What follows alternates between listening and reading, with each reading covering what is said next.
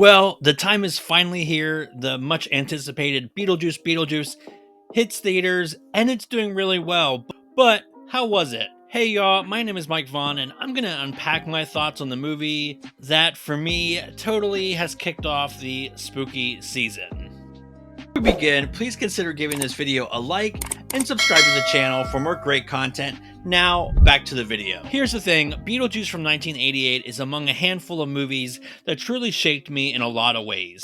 Even though I was 3 when the movie came out originally, the VHS certainly made its rotation as my favorite movies as a kid. It was silly, spooky, a little bit cheeky, and it still holds up today. It also got me into Tim Burton's other films, and as an adult, I can see the true scope of the original film's vision and quirky flair. But does the follow-up somehow do the Herculean task of living up to the hype, recreating that magic of the first, while also feeling refreshing and wholly original? The answer is a kind of. For the positives, Burton is really living for this undead romp, and the end result feels like he's finally got his passion and mojo back.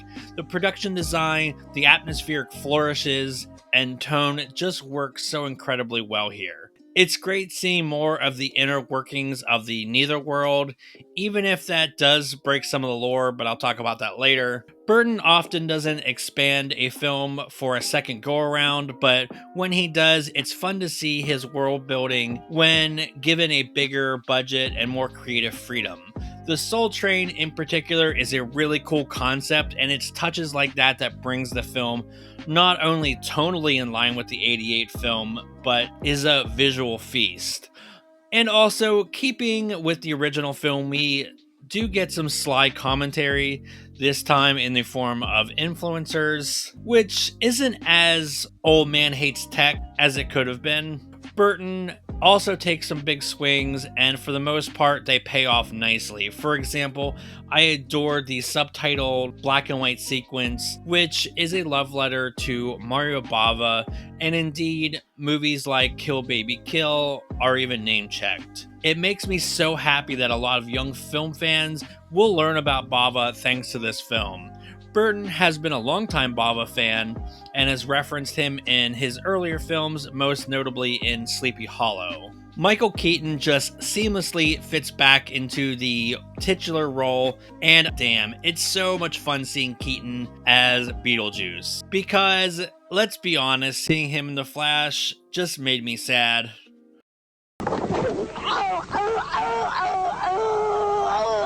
Winona Ryder and Catherine O'Hara also feel just so natural coming back, and yes, it's gonna sound corny as hell, but it was like seeing old friends. Jenna Ortega makes a wonderful new addition, and between this and Wednesday, she feels like the perfect fit for Burton's worm-infested sandbox. And finally, we have really fun supporting roles by Justin Theroux and Willem Dafoe, both making meals of their respective roles. Here's the thing, as much as I liked aspects of the film, the screenplay is just underdeveloped. Monica Bellucci is built up as the big villain of the film. Yet, despite a really amazing resurrection scene, she frankly doesn't get much to do. In fact, she just sort of disappears throughout the film, and she would appear and I'd be like, oh right, yeah, she's in this movie. It's a lot of great ideas going on, and the end result is just messy, and it did derail things quite a bit. And without spoiling anything, we do get a villain that seems to only serve one function, and this new antagonist and the subplot is just quickly resolved. Willem Dafoe's character is enjoyable, yes, but when I stop to think about it, his character doesn't really affect the plot or its outcome. Now, contrast this with Danny DeVito's character. It serves the plot, but it also doesn't eat up a lot of screen time. It's perfect. The lore with the Netherworld is also kind of messed with. In the 88 film, it's established that people that have unalived themselves become civil servants, a remark by Otho that we later see is indeed true. Yet, in this movie, this isn't the case anymore. And okay, I get it. This is possibly due to eliminating controversies for obvious reasons. It's a good change. Don't get me wrong.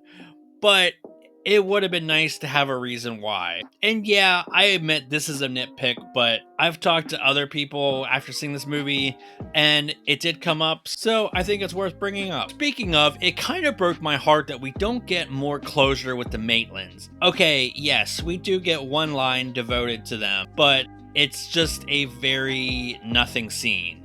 But instead of some of the subplots taking up time, it would have been nice to have a little bit more information on what happened to them. Hell, Lydia could have shared some memories about them, stuff we didn't see, or, just expressed how much they meant to her and or how much she misses them. What we get is a little cold and sterile, if I'm being honest.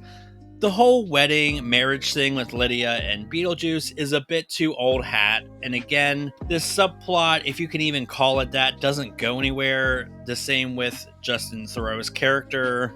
Don't get me wrong, Beetlejuice Beetlejuice is a fun film and I would watch it again. However, as much as I adore the original, it doesn't negate the fact that this is sorely lacking in the narrative department. There's a whole lot going on, but it just needs to be a little bit more cohesive.